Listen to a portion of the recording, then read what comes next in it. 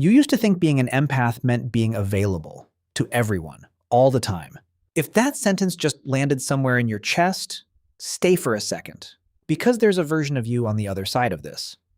And she doesn't drain the same way anymore. Psychologists who study empathy describe two very different modes of it. Emotional empathy, feeling what someone feels as if it were happening to you. And cognitive empathy, understanding what someone feels without absorbing it. Most empaths only get taught the first one. Nobody hands you a manual for the second.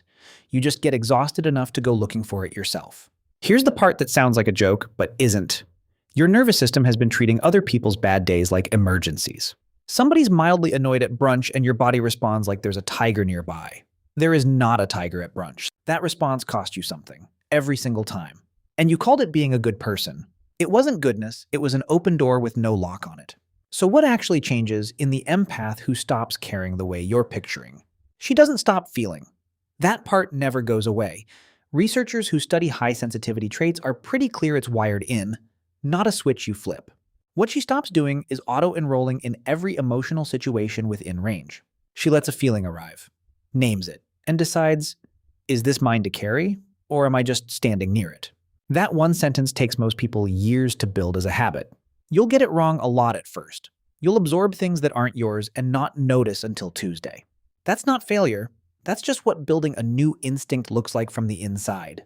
Here's the part nobody warns you about. Untouchable doesn't mean cold. The people who actually study resilience describe it less like armor and more like a root system. Deep, quiet, not visible from the surface. Cold people push feeling away.